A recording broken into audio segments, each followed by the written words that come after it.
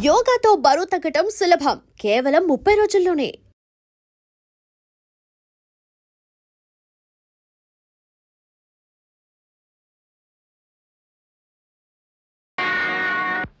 లత, నువ్వు తప్పు చేశావు, నా గుండెల మీద తన్నావు. అయినా నిన్ను నేనేమి అనను.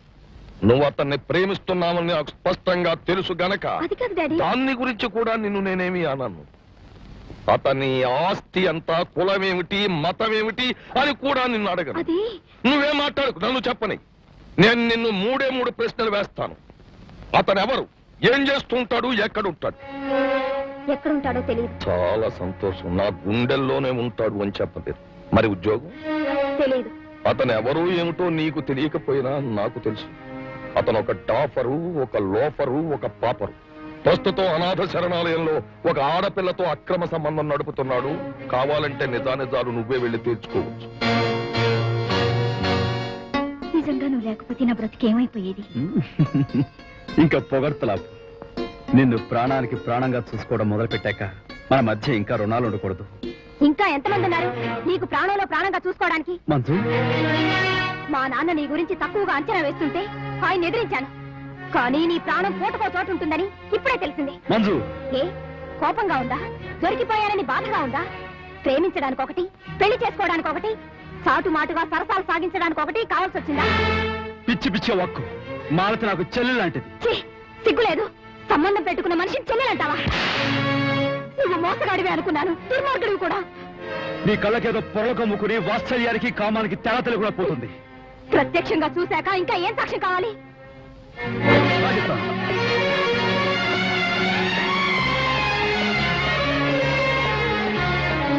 దుర్గమ్మ గారు, ఈ మూర్ఖురాలకి నాకు మాలతికి మధ్య ఉన్న సంబంధం ఏమిటి చెప్పండి. ఏం చెప్తుందావిడ? తన ఆశ్రమంలో ఉంటున్న మాలతికి నీకు మధ్య ఉన్న అక్రమ సంబంధం గురించి చెప్తున్నా. అక్రమ సంబంధమా? అవును. వాళ్ళిద్దరూ ఏం మాట్లాడుకుంటున్నారో కూడా నేను విన్నాను. మాలతి ఎవరనుకుంటున్నావమ్మా? ఎవరో వేరే చెప్పేదే ఉంది. కామంతో కళ్ళు మూసుకున్న వాళ్ళకో, అవసరం లేని వాళ్ళకో పుట్టి వాళ్ళు నిర్లక్ష్యంగా ఏ ఫుట్పాత్ మీద పారేస్తే ఇక్కడ చేరుంటుంది. అటువంటి దానికి గధ బుద్ధులు కాక మంచి బుద్ధులు ఎలా వస్తాయి? నువ్వు చాలా పొరపాటు పడుతున్నావమ్మా. మాలతి అడ్రస్ లేని మనిషి కాదు. చాలా ఉన్నత కుటుంబంలో పుట్టింది. చెయ్యని నేరానికి ప్రాణాలు పోగొట్టుకున్న బ్యాంక్ మేనేజర్ చంద్రశేఖరరావు గారు ఆమె తండ్రి. దుర్గమ్మ గారు, మాలతి బెజవాడ బ్యాంక్ మేనేజర్ చంద్రశేఖరరావు గారి కూతురా? అవునాయన. మాలతి తల్లి ఈ ఆశ్రమంలోనే పనిచేస్తూ క్షయవ్యాధితో చనిపోయింది. ఇదిగో మాలతి చిన్నప్పుడు ఫ్యామిలీ ఫోటో. అయితే మాలతి నాకు తోడబుట్టిన చెల్లి అన్నమాట. అవును దుర్గమ్మ గారు, నేను చంద్రశేఖరరావు గారి కొడుకుని. పసితనంలో ఆకలితో శ్రోతప్పి పడిపోయిన నా చెల్లెలి ఆకలి తీర్చడం కోసం నేను దొంగనయ్యాను. అమ్మని చెల్లిని దూరం చేసుకున్నాను. ఇన్నాళ్లకు లత ఆవేశంలో వేసిన నింద నా బంగారు చెల్లెలు నాకు దక్కేలా చేసింది. పని ఆడదాని అసూయకు అన్నా చెల్లెలు కూడా గురవుతారన్న నిజం నేను ఈ రోజే తెలుసుకున్నాను. నన్ను క్షమించు. పోనీ లత, నువ్వే కోపగించుకోపోతే మాలతి నా చెల్లెలన్న నిజం నాకు తెలుసుండేది కాదు. మాలతి, అనవసరంగా నీ మీద అపనింద వేసినందుకు ఆడపడుచు కట్నం ముందే ఇచ్చుకుంటానులే. రండి మావయ్య. ఏమిట్రా అర్జెంటుగా ఉన్న వాళ్ళని ఉన్నట్టుగా రమ్మని ఉత్తరం రాశావు? మీరు నాకు శత్రువులో బంధువులో తెలుసుకుందామని. ఏమిట్రా మాటలు? ఏమాయ, కోపం వచ్చిందా? అంత అభిమానం ఉన్నవాడివైతే మాలతిని ఇందులో నా దూకి చావమని ఉత్తరం ఎందుకు రాశావు? లేకపోతే నా కూతుర్ని కాదని, ఎవరో అనామకురాల్ని, తల్లిదండ్రులు ఎవరో తెలియని దాన్ని, గుణం ఎలాంటిదో ఎరుగని దాన్ని కట్టుకుంటావా? ఆపండి. మాలతి గుణవంతురాలు. నువ్వెవరి నాయనా? ఆ పిల్ల తరఫున వకాల్తా పుచ్చుకోవడానికి వచ్చావా? కాదు, న్యాయం అడగటానికి వచ్చాను. ఆ ఏమిటో ఆ పిల్ల మీద నీకంత అభిమానం? మాలతి నా చెల్లెలు. వరుసకు పిలుచుకోవడానికైతే చాలా మంది దొరుకుతారు చెల్లెళ్ళు. ఈనాడు నోటుకొచ్చింది వాగినట్లే ఆనాడు చేతికొచ్చింది రాశావు. అందుకే నా చెల్లెలు ఆత్మహత్య చేసుకోబోయింది. మేనలుడు ఆదర్శంగా పెళ్లి చేసుకోబోతుంటే ఆశీర్వదించాల్సింది పోయి నిందలు వేస్తావా? నిందలేమిటయ్యా? నా మేనలుడని, నా కూతుర్ని చేసుకుంటాడని ఇంతకాలం నమ్మకంతో ఉన్నా. ఈ రోజు వీడి కాదంటే దాన్ని బ్రతికేం కాను. చిన్నప్పటి నుంచి వీడిని పెంచి పోషించటానికి, చదివించి ప్రయోజకుడిని చేయటానికి ఉన్న ఆస్తినంతా తగలబెట్టుకున్నాను. పంపా కూడా అమ్ముకున్నాను. ఉన్న ఒక్క కూతుర్ని వీడు చేసుకుంటాడు, మా కాలం చెల్లిపోతుంది లేని సరిపెట్టుకున్నాను. ఈ రోజు వీడి కాదంటే కట్నం లేకుండా దీన్ని పెళ్లి చేయగలనా? బావను ప్రయోజకుని చేయడానికి నాన్న నా జీవితం నాశనం చేశాడని ఇది ఏ నుయ్యోగుయో చూసుకుంటే ఏం చేయమంటావు? ఇద్దరిని ఇంత విషం పుచ్చుకుని చావమంటావా? చెప్పయ్యా చెప్పు. ఆవేశపడకండి. మనసు పడ్డ ప్రేమికుని విడతీయటం మానవత్వం అనిపించుకోదు. మీ అమ్మాయికి ఓ మంచి సంబంధం చూడండి. ఎంత కట్నమైనా సరే ఇచ్చి నేను పెళ్లి చేస్తాను.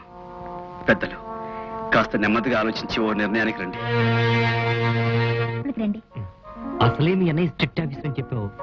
మన గురించి చెప్తే గాంటించి గోతులో పాతి పెట్టేస్తాడేమో. ఆయన తప్పు చేసిన వాళ్ళకి యమధర్మరాజు, మంచి వాళ్ళకి Dharmaraju. Well said my dear sister. నమస్కారం అండి. కూర్చోండి. Thank you. నా చెల్లికి మీకు ఎన్నాళ్ళుగా పరిచయం? పరిచయం ఎన్నాళ్ళైందో గుర్తులేదు, కానీ పరిచయం అయిన తర్వాత యుగాలు గడిచిపోయాయి సార్. Very good. ప్రేమ మంచి పాకంలోనే ఉంది.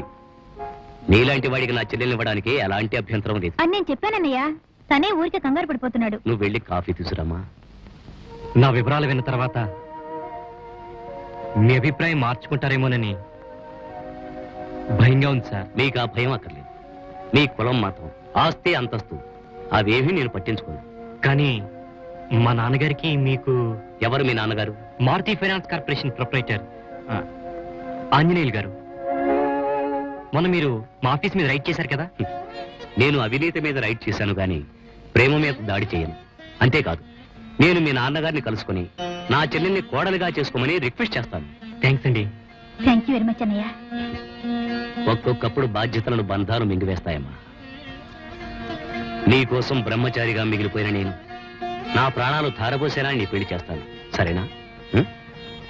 Thank you. సిగ్గులేదురా నీకు?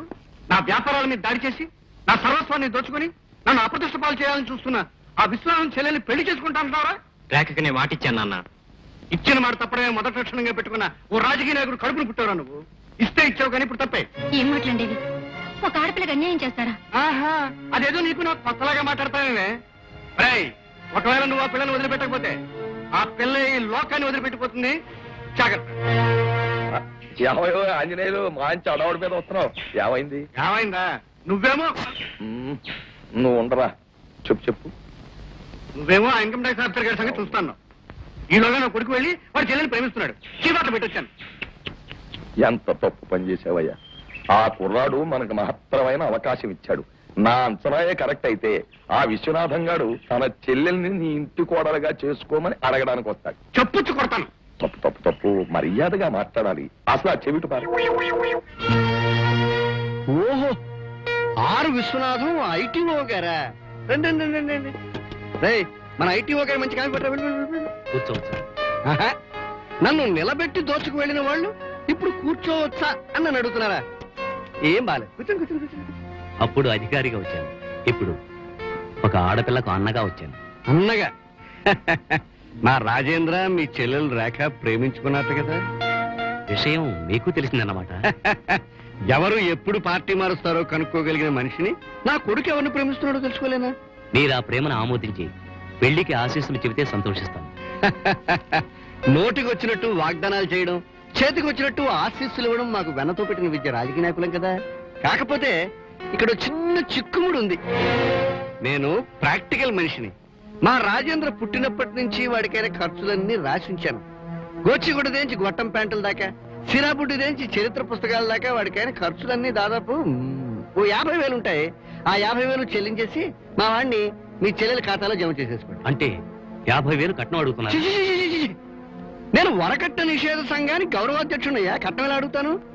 ఖర్చులు అడుగుతున్నాను. ఒక ఉద్యోగస్తుడిగా అంత డబ్బు నేను తెచ్చివ్వగలనని మీ ఉద్దేశమా?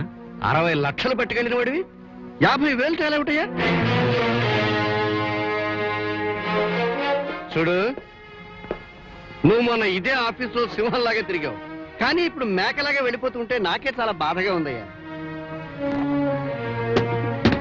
ఈ బ్రీఫ్ కేసులో ₹1,00,000 ఉన్నాయి. బయటకు ఉంటేలే తీసుకెళ్ళి 50,000 లాంఛనంగా మళ్ళీ నా చేతికి అయ్యి మిగతా 50,000 నీ చెల్లెలు పెళ్లి ఖర్చు పెట్టుకో. దానికి ప్రతిఫలంగా మీ మీద కేసు విత్డ్రా చేసుకోవాలా? ఆ విషయం చిన్న పిల్లని అడిగినా చెప్తాడయ్యా.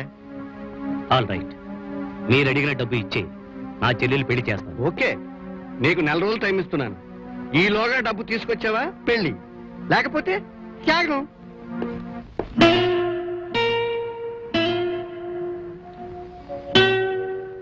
అన్నయ్య, నా పెళ్లి చేయడం కోసం నువ్వు తలవంచడం నాకు ఇష్టం లేదన్నయ్య. తలవంచకుండానే నీ పెళ్లి జరిపే మార్గం దొరికిందమ్మా. నేను రాజీనామా చేస్తున్నాను. అన్నయ్య, అవునమ్మా, నేను వాలంటరీగా రిటైర్ అయితే ప్రావిడెంట్ ఫండ్ గ్రాట్యుటీ రూపంలో 50,000 రూపాయలు వస్తాయి. దాంతో నీ పెళ్లి జరిపిస్తాను. వద్దన్నయ్య.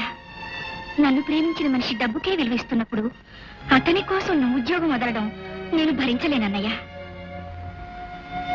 చూడమ్మా, నాకు నువ్వు, నీకు నేను తప్ప మరెవరున్నారు చెప్పు?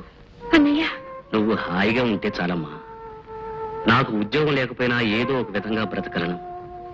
ఒకవేళ బ్రతకలేని పరిస్థితి వస్తే నీ ఇంటికి వస్తే ఒక ముద్ద పెట్టకపోతావా? వాట్ అదేం చేస్తున్నావా? Yes sir. నీకేమైనా పిచ్చా? చెల్లి పెళ్లి చేయాలంటే ఎక్కడ అప్పు చేయవయ్యా? నేను అప్పు అడగాలే కానీ ఇవ్వడానికి ఈ ఊళ్ళో చాలా మంది కుబేర్లు ఉన్నారు సార్. కానీ ఆ తర్వాత నన్ను బానిసగా బ్రతకమంటారు. పోనీ మేమంతా చందాలు వేసుకుని చందాలతో చేసేది దేవుడి కళ్యాణం సార్. తోబుట్టు పెళ్లి కాదు. ఈ రాజీనామాతో ఆయన అడిగిన డబ్బు నా గ్రాట్యుటీ రూపంలో వస్తుంది. వస్తాను సార్. సెలవు. నీ ఇష్టం. కాదండి రావయ్య, చేస్తానని చెప్పి నా కొంప మీదకి తెచ్చావు కదయ్యా. అబ్బబ్బబ్బా, ఇంత ఆవేశపరుడు రాజకీయాల్లో ఎలా షైన్ అవుతున్నావా? నాకు అర్థం కాదు. జరిగింది ఏమిటో కామ్గా చెప్పు. ఏముంది, ఆ విశ్వనాథన్ రిజైన్ చేశాడు. ఫైల్ మరొకటి చేతికెడుతుంది. మనకి రావాల్సిన 60 లక్షల రూపాయలకి మార్గం ట్రంక్ రోడ్ అయి కూర్చుంటుంది. అది సరేనయ్యా.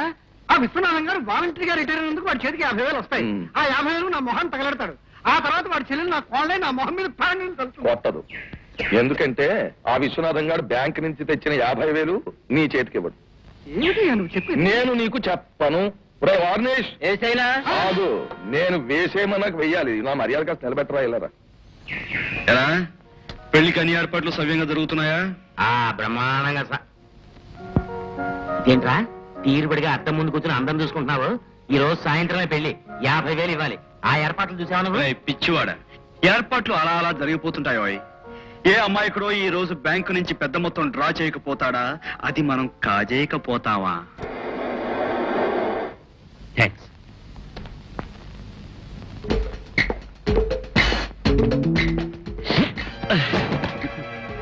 సారీ సార్, తీసుకోండి.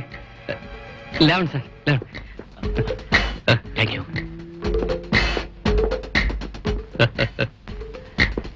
సక్సెస్.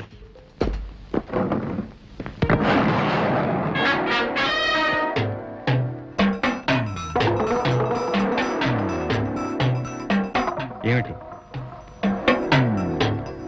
బాక్సా? ఆ బాక్స్ మా ఫ్రెండ్ది. ఇటు మాకు అలవాట్లేదు.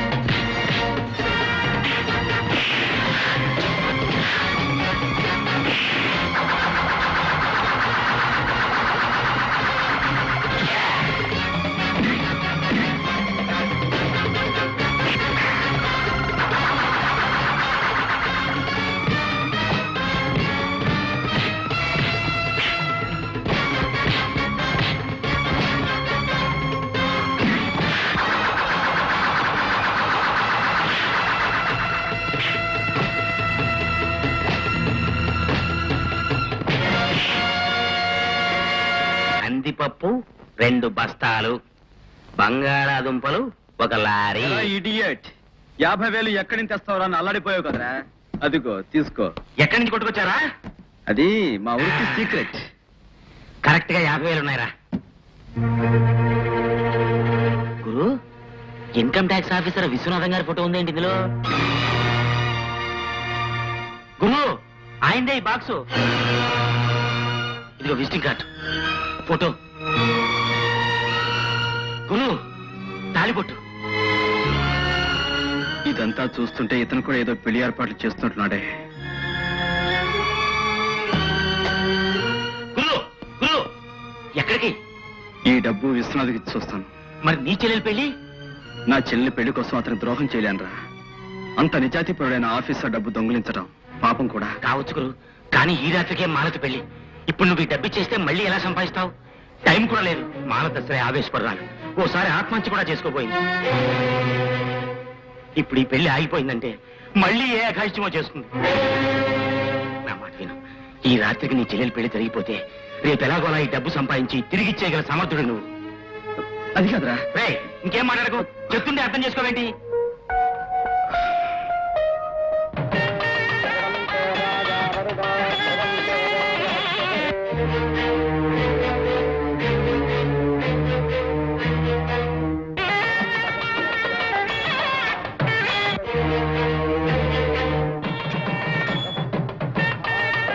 ఏంటి దీర్ఘాలోచన పడ్డారు? ఏమి లేదు, మన పెళ్లి ఎప్పుడవుతుందా అని. ఏమిటి గుండెలో గుచ్చుకుంటుంది? నీ చూపు అయి ఉంటుంది. సూతధనం జరుగుతుంది. నువ్వు వెళ్ళి అక్కడ ఉండు. వెళ్ళి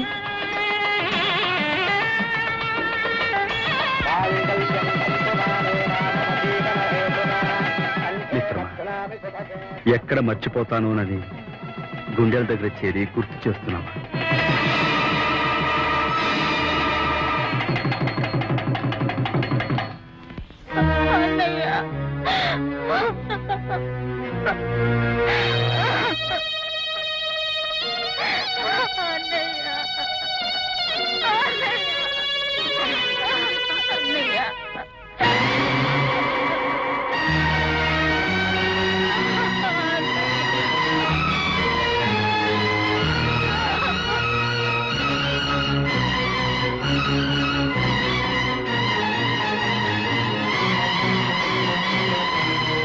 పని నీ చెల్లెలి సౌభాగ్యం కోసం నువ్వు చేసిన దొంగతనం మరో ఆడపిల్లని అనాథగా మార్చేసింది.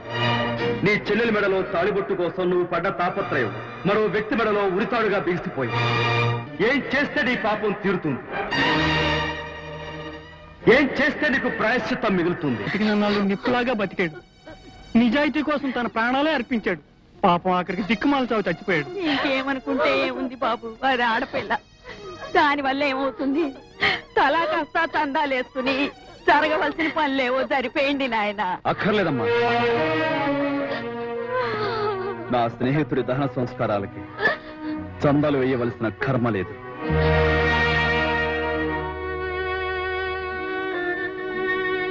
విశ్వనాథ్, నేను నీకెలా రుణపడి ఉన్నానో నీకు తెలుసు. ఆ రుణం తీర్చుకుందామని వచ్చే లోపలే నువ్వు వెళ్ళిపోయావు. జీవితాంతో మర్చిపోలేని శిక్ష నాకు వేశావు.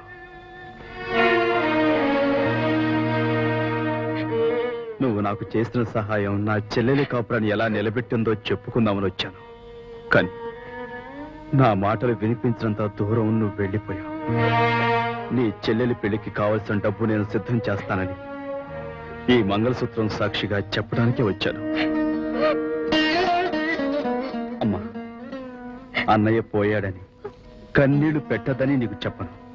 కానీ ఈ అన్నయ్య నీకు అండగా ఉంటాడని గుండె నిబ్బరం చేసుకోమని మాత్రం నీకు చెప్తున్నాను. విశ్వనాథ్, ఇన్నాళ్ళు దొంగతనం చేసి ఒకళ్ళకు సాయపడ్డానే కానీ ఎవరిని నష్టపరచలేదు.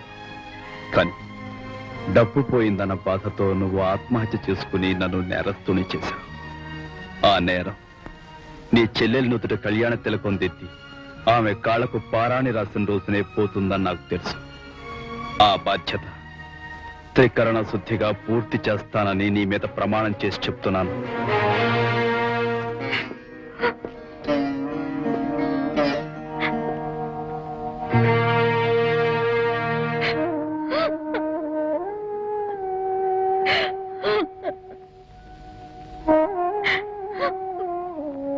చూడమ్మా, నీ కళ్ళల్లో నీళ్లు నా గుండెల్లో మంటలు రేపుతున్నాయి. నేను కాస్త ముందు చూంటే పిరికివాళ్లాగా విశ్వనాథం ఆత్మహత్య చేసుకునేవాడు కాదు. అన్నయ్య పోయాడన్న బాధ కంటే నా పెళ్లి మూలంగానే అన్నయ్య చనిపోయాడన్న బాధే నాలో ఎక్కువైంది. దానికి పరిష్కారం కన్నీళ్లు పెట్టడం కాదమ్మా. విశ్వనాథం ఆత్మ శాంతించాలంటే నువ్వు పెళ్లి కూతురు కావాలి. ఆ రోజు అరుంధతి నక్షత్ర స్థానంలో నిలబడి అన్నయ్య నిన్ను ఆశీర్వదిస్తాడమ్మా. నీకు తోడుగా ఉండి నీ పెళ్లి నేను జరిపిస్తానమ్మా. ఇక నుంచి ఇంటి బాధ్యతలు నేనే నిర్వహిస్తాను.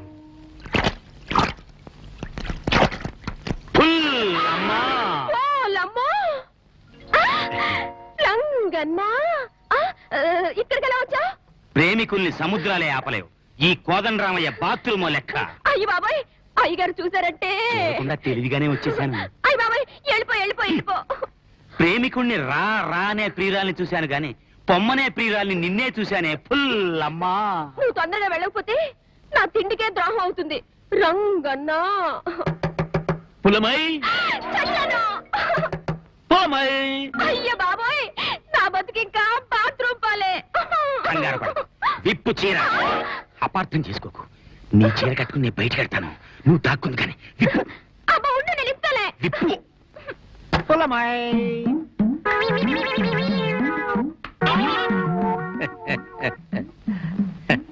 రోజుకి సేమ్ పందిలేక ఏం బలిసిపోతున్నావే. నీ జబ్బలు చూస్తుంటే మా అబ్బలు గుర్తుకొస్తున్నారే. అలా విదిలించి కొట్టకే.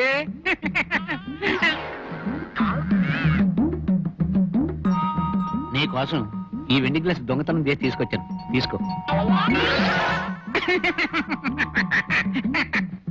దీనికి బదులుగా నాకు ఒక వెన్నెల రాత్రి ఇచ్చేసే. అలాగే రాత్రికి మా ఇంటికి రండి. లేక ఒంటరిగా ఎలా ఉంటావు? పద మా ఇంటికి వెళదాం.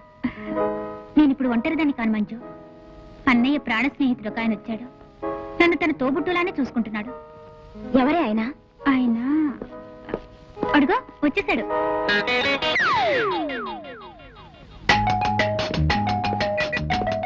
అన్నయ్య, ఇది మంజులతని నా బెస్ట్ ఫ్రెండ్.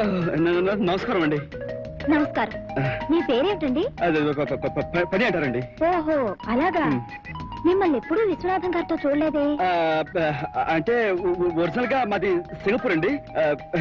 అమ్మా రేఖ, ఇవి లోపల పెట్టేసే, నేను బెల్లం మర్చిపోయి తీసుకొస్తాను.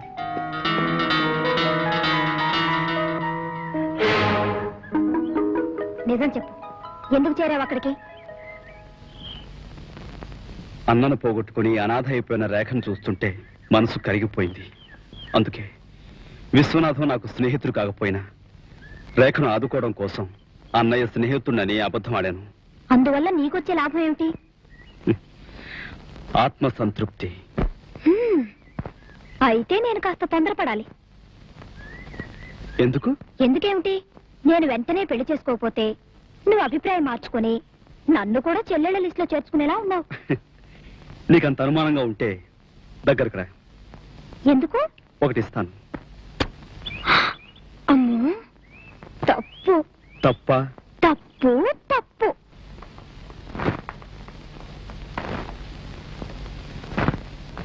లత, ఎక్కడి నుంచి వస్తున్నావు? ఫణి దగ్గర నుంచి. తనతో సంబంధం పెట్టుకోవద్దని చెప్పాను కదా. బంధమే గాని సంబంధం ఇంకా పెట్టుకోలేదు. హ్మ్? అయినా మా ఇద్దరినే విడదీయాలని ఎందుకు చూస్తున్నావు అని నేను నిన్ను అడగను. మాలతి ఫణికి రక్తం పంచుకు పుట్టిన చెల్లెలే అయినా వాళ్ళిద్దరి మధ్య సంబంధం ఉందని చెప్పడానికి నీకు నోరెలా వచ్చింది? అది కాదు అని కూడా నేను నిన్ను అడగను. లత, ప్రేమ, అభిమానం, త్యాగం అనే పదాలకు నీకు అర్థం తెలుసా? ఇదిగో అనేది కూడా నేను నిన్ను అడగను. అది కాదమ్మా.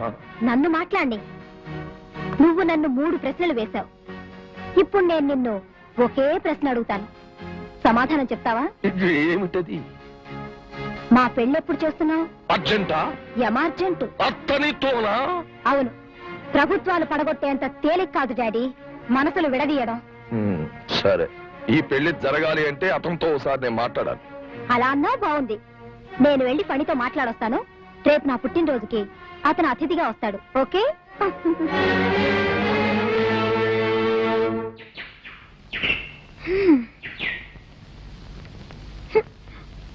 హాయ్. హాయ్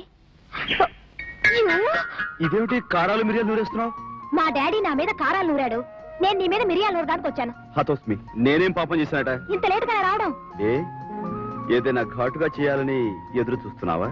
అవును, నిన్ను మా డాడీ దగ్గర తీసుకెళ్తామని ఎదురు చూస్తున్నాను. నన్న మీ డాడీ దగ్గరకా? కొంపదీసి ఆయనకి గుండె జబ్బు లేదు కదా? ఏ ఏం లేదు, నన్ను చూస్తే ఆయన గుండె ఆగిపోద్ది అందుకని. ఆయింది ఐరన్ గుండె, ఏం పర్వాలేదు. రేపు నా పుట్టినరోజు. ఆహా, ఆ సందర్భంగా మీ ఇద్దరిని కలుపుతాను. All right. తెల్లవారేసరికల్లా సూర్యుడు ఉదయించక మానడు. నువ్వు మనసు పడ్డాక నేను మీ డాడీ కంటపడక తప్పదు. సేటు గారు 2 లక్షలకు తక్కువైతే అసలు నెక్లెస్ చూపించకండి. ఏమిటి బాబు, ఉన్నట్టుండే అమ్మాయి గారి మీద అర్ధంతరంగా ఇంత ప్రేమ పుట్టుకొచ్చేసింది? బహుమతులతోనైనా కాస్త మనస్సు మారుద్దామని. ఇది చూడండి సార్, 3,10,000. ఆహా, ఇది నెక్లెస్ అంటే దీన్ని తీసుకుంటాం. రామసుబ్బయ్య చెక్ బుక్ తీ.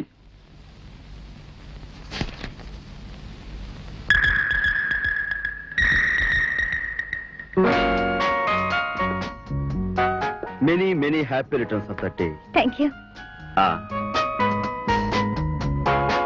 ఎలా ఉంది? Wow, fantastic. Thank you. ఎంత దీని ఖరీదు? రేట్ సంగతే మీ నాన్నే చెప్పాలి. అదేంటి? అవును, నేనైతే మనసుతో కడతాను, మీ నాన్న అయితే నోట్లతో కడతాడు. అమ్మా అంతా రెడీ అయినా ఏమిటా? డాడీ, ఈ నెక్లెస్ బాగుందా? ఈయనే ప్రజెంట్ చేశారు.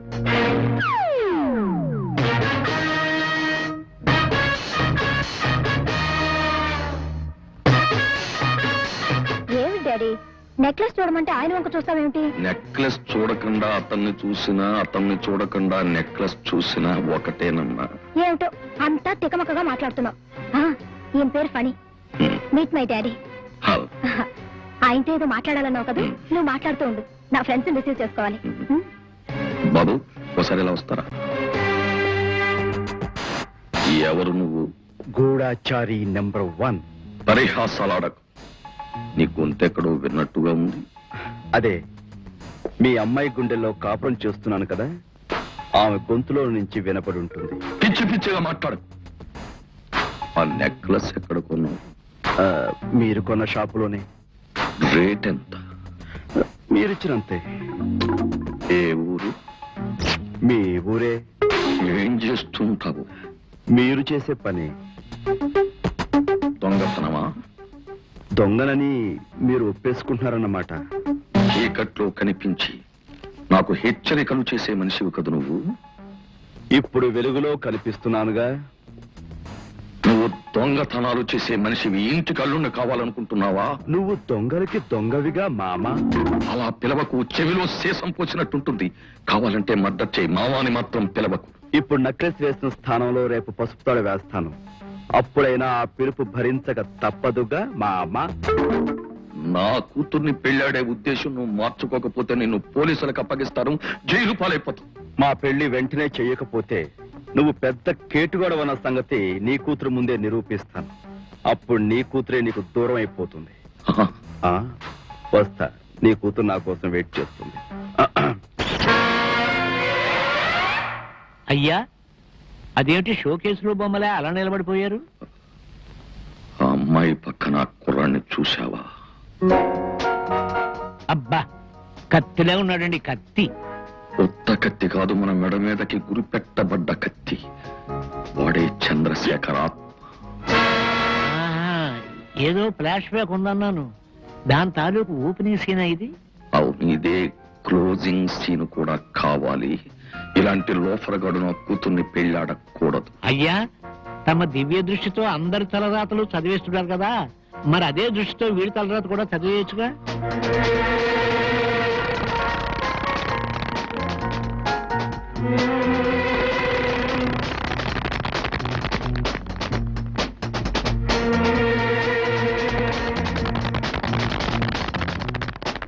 ఇదేమిటయ్యా, ఎంత కష్టపడి చదివినా వాడి తలయగాని పుర్రే కనిపించదేమయ్యా రామసుబ్బయ్య. అయ్యా, ఒకవేళ వాడికి తమ పుర్రే కనపడుతుందేమో. ఇదిగో, నువ్వు ఇలాంటి అశుభం మాటలు మాట్లాడితే నీ ఎముకలు పిల్లాడించేసి ఏ చెరుకు తోటకో ఎరువుగా వేయించేయడమే కాక. అమ్మాయి కేక్ కట్ చేస్తుంది, వెళ్ళకపోతే బాగుండదు, పదండి.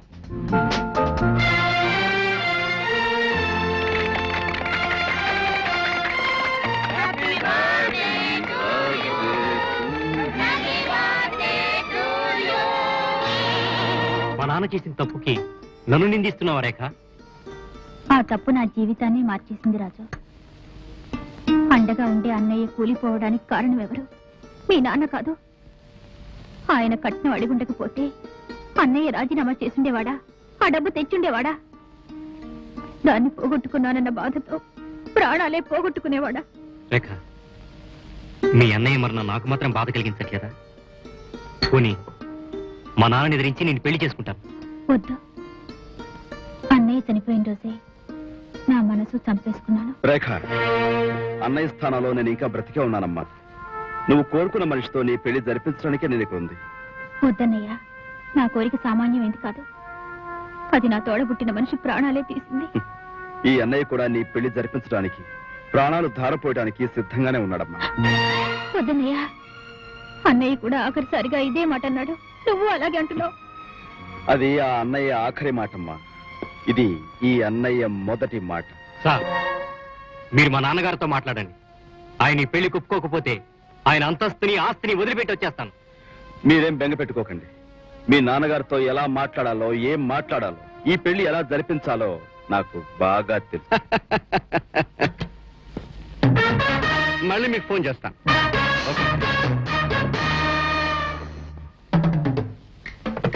ఎవరు నువ్వు? నువ్వు చెడగొట్టాలని చూసిన రేఖ పెళ్లి చేస్తానని ఛాలెంజ్ చేయడానికి వచ్చిన రుస్తోంని. పర్మిషన్ లేకుండా ఎందుకు వచ్చావు లోపలికి? పర్మిషన్ తీసుకుని వచ్చేది మిత్రుడు, పర్మిషన్ లేకుండా వచ్చేది శత్రువు. నీకు నాకు ఏం శత్రుత్వం లేదే. వైకుంఠంలో ఉన్న విష్ణుమూర్తికి, భూలోకంలో ఉన్న రాక్షసులకి ఏం వైరం ఉందని అన్నిసార్లు వారు జరిగింది. ఓహో, నువ్వు అవతార పురుషుడు అన్నమాట. ప్రస్తుతానికి పురుషుణ్ణి. ఏ అవతారం ఎత్తాలన్నది మీ ప్రవర్తన బట్టి ఉంటుంది. రేఖ పెళ్లి జరగాలంటే 50,000 కావాలి. ఆ డబ్బు తెచ్చి ఇస్తాన్ని తేలేక వాళ్ళ అన్నయ్య చచ్చిపోయాడు. 50,000 చేతికి అందితే వెంటనే రేఖకు, రాజేంద్రకు పెళ్లి చేస్తావా? తప్పకుండా. అయితే ఎప్పుడు కావాలి డబ్బు? రేపా, ఈ రాత్రికా, లేదా అరగంటలో తెచ్చిమ్మంటావా? హస్తవాసి గలవాడు అరక్షణంలో 60 లక్షలు సంపాదించవచ్చు. మరి నువ్వైతే నా ముందే నా బీరువాలో డబ్బు కొట్టేసి ఈ క్షణంలోనే నాకు ఇవ్వగలవు. కానీ అలా అక్రమంగా సంపాదించిన డబ్బుతో నా కొడుకు పెళ్లి చేయడం నాకు ఇష్టం లేదు. మోసం, దగ, కుట్ర, వంచనతో సంపాదించిన ఏ రూపాయి నేను అంగీకరించను. కష్టపడి సంపాదించిన డబ్బు కావాలి. All right, I will get that money. ఈ కండల్ని కరిగించి, ఈ రక్తాన్ని చిందించి, ఈ స్వేదాన్ని ఖర్చు పెట్టి, పైసాకు పైసా కూడబెట్టి 50,000 రూపాయలు తెస్తాను. ఎన్నాళ్ళు కావాలి టైం? సంవత్సరమా, 6 నెలల, 3 నెలల? ఎన్నాళ్ళు?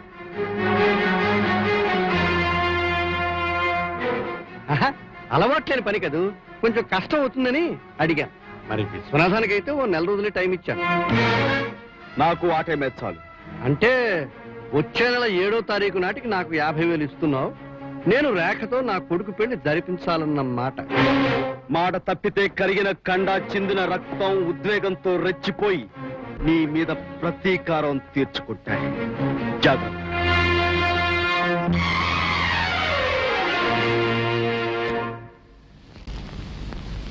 ఏమిటి బా, వాడు మంచినీళ్ళు తాగించాడా? వీడు చాలా పవర్ఫుల్ గా ఉన్నాడయ్యా. మరి ఏమిటనుకున్నావు? వాడే నా కూతురు కావాలనుకున్న మొగుడు, నాకు కాబోయే మొగుడు. అమ్మ వీడి దుంపదగా ఆ డబ్బు తీసుకొచ్చేస్తాడేమోనయ్యా. ఏడిశాడు వాడు మొహం. అందుకేగా నీ చేత నెల్లాళ్ళు టైం పెట్టించాను. బావా, తెల్లవాడు ఈ దేశం వదిలిపోవడానికి 150 ఏళ్లు పట్టింది. తెల్లధనం నెల్లాళ్లలో సంపాదించడం వీడికి కాదు కదా, వీడి తాత్తరం కూడా కాదు.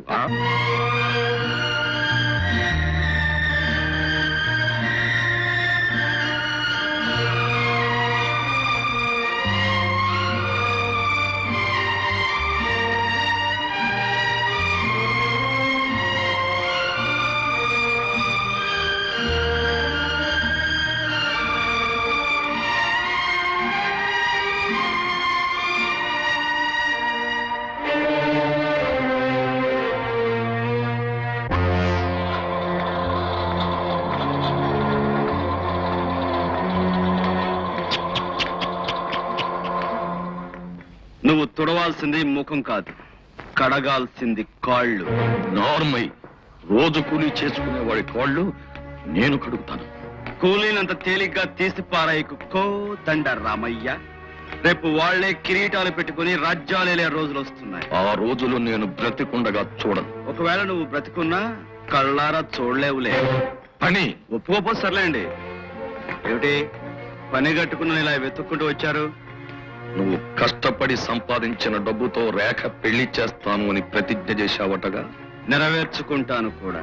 ఓడిపోతావు అని పందెం కట్టడానికి వచ్చా. ఎంత పందెం? నెల రోజులలోగా నువ్వు కష్టపడి సంపాదించిన 50,000తో రేఖ పెళ్లి చేయగలిగితే నువ్వు అడిగినట్టుగా నీ కాళ్ళు గడిగి నా కూతుర్ని కన్యాదానం చేస్తాను. అలా చెయ్యలేని పక్షంలో నువ్వు నా కూతుర్ని శాశ్వతంగా మర్చిపోవాలి. ఛాలెంజ్. మాట తప్పితే మాట తప్పే జాతి నాది కాదు. తమరెళ్ళొచ్చు. వస్తాను.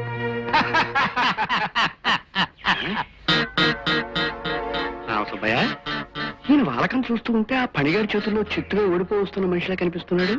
ఓటమి అనే పదం నాకు రుచించదయ్యా. ఆ పనిగాడు రాత్రి పోలు పనిచేస్తున్నట్ట, ఇప్పటికే 15,000 పోగు చేసేట. మరో 10,000 సంపాదించే మార్గం మనం చెప్తాం. వద్దు, జలుబుగా ఉంది. నీ పద్ధతి చూస్తుంటే ఆ పనికి మాల దాన్ని నా కోడలు చేయాలని చూస్తున్నట్టున్నావు. లేదు, వాడిక కష్టపడలేని ప్లాన్ వేశాను. రేపు మన ఊళ్ళో మోటార్ సైకిల్ పందాలు అంటాం. దానిలో గెలిచిన వాడికి 10,000 రూపాయలు బహుమానం అని ప్రకటిస్తాం. వాడు తప్పకుండా వస్తాడు. వాడితో పాటు మన మనుషులు కూడా ఉంటారు. మధ్యలో ఆ పనిగాని పడగొట్టేస్తారు.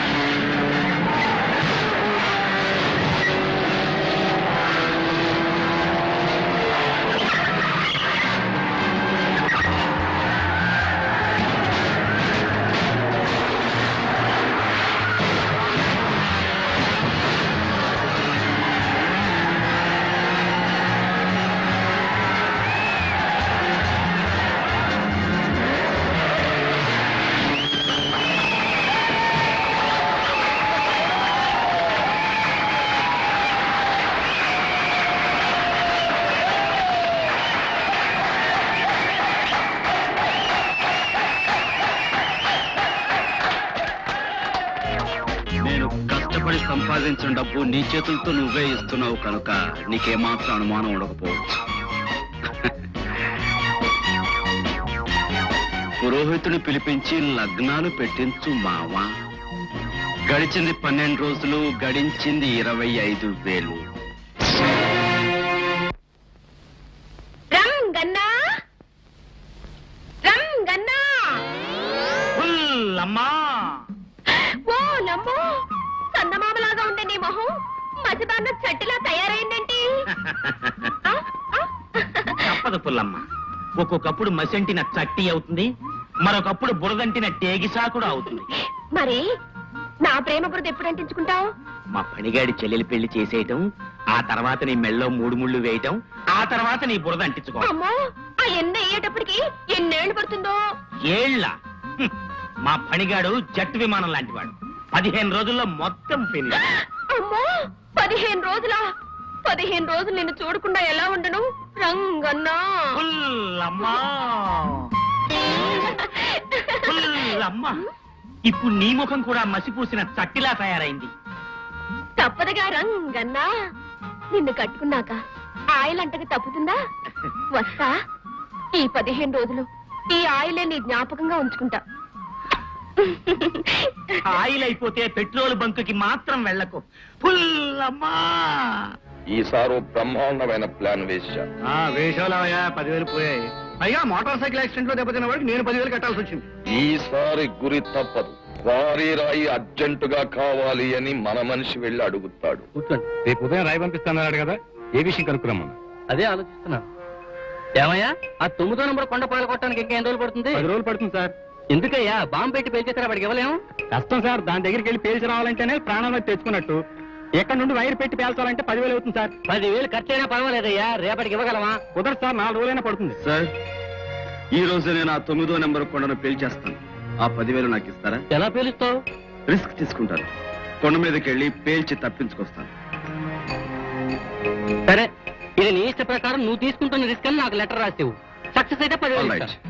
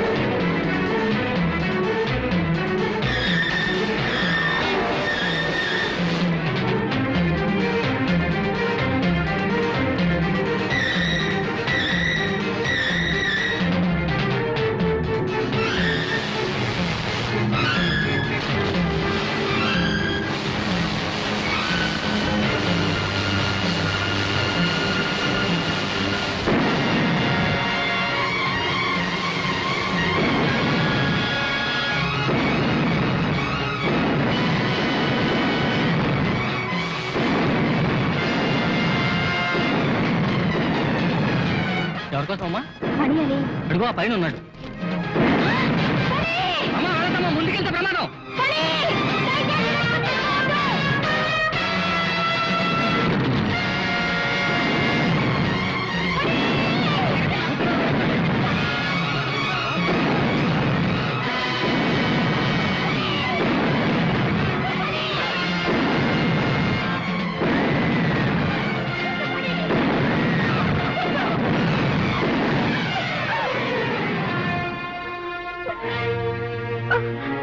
పని పని పని పని.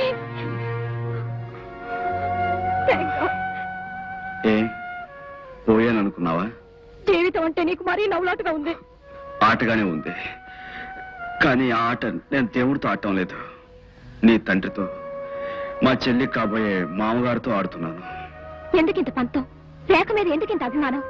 ప్రాణాలు కూడా త్యాగం చేసేంత అనుబంధం ఏమిటి? నిజం చెప్తే నన్ను అసహ్యించుకుని దూరం అయిపోతావేమో. దూరం అయ్యే ప్రసక్తే లేదు పని. నేను దొంగని. అది నేను ఊహించాను. నా జీవితంలో ఒకే ఒక్కసారి స్వార్థం కోసం దొంగతనం చేశాను. అది విశ్వనాథం డబ్బు. ఆ డబ్బుతోనే మాలతికి పెళ్లి చేశాను. నా మూలంగా విశ్వనాథం పోయాడన్న బాధ నన్ను తొలిచేస్తుంది.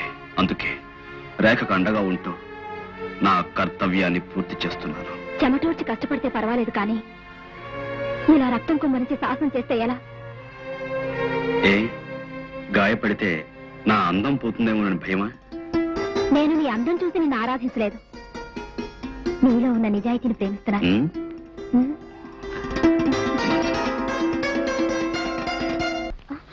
ఇగో 10,000. Thank you.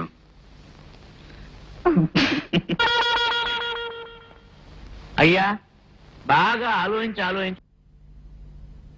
మీ అమ్మాయి నా పనిగాడికి, మీ అబ్బాయిని విశ్వనాథం చెల్లెలకి ఇచ్చి పెళ్లి చేయడానికి లగ్గాలు పెట్టించి చేయండి. ఏడిసోలే నోర్ము ఇలాంటి వెర్రి ముర్రి సలహాలు ఇచ్చావంటే కొబ్బరి తోటకి ఎరువైపోతావు. ఏసేయమంటారా? ఆగు. అతను ఎరువుతాడు సరేనయ్యా, మన పరువు సంగతి ఏం ఆలోచించావని. ఈసారి మరో ప్లాన్ వేశాను. గోవిందా గో. ఈసారి డబ్బుతో చూదవాడను, వాడి ప్రాణాలతో ఆడతాను. రే వార్నేష్, అయ్యా నువ్వు మన మనుషులతో వెళ్లి వాడిన రాళ్ల గుట్టల్లోనే సమాధి కట్టి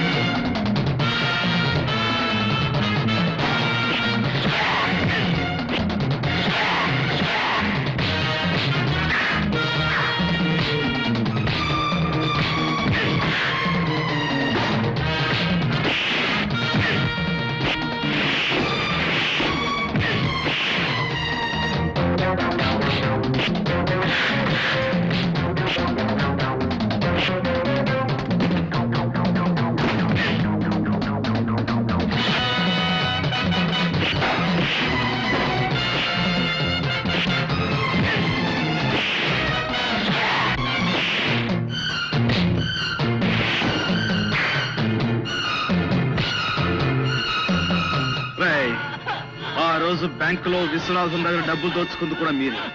ఇప్పుడు తిరిగి నా మీద ఎందుకు దాడి చేస్తున్నారో చెప్పు. చెప్పకపోతే తలకాయ పుచ్చకాయ లేచిపోతే చెప్పా. ఆ విశ్వనాథాన్ని హత్య చేసింది నేను కాదు, ఆ వార్నిష్ గారే. విశ్వనాథాన్ని హత్య చేశారా? ఎందుకు చంపేవతని? ఎందుకు చంపేవతని? చెప్పు చెప్పు చెప్పు చెప్పరా చెప్పు చెప్పు. ఎందుకు చంపేవతని? నేనేం చేయకు, కోదండరావు డబ్బిస్తే చంపేశాను. ఎలా చంపావు? ఆ రోజు నువ్వు మా వాళ్ళ దగ్గర డబ్బు దోసుకున్న తర్వాత నేను విశ్వనాథం ఇంటికి వెళ్ళాను.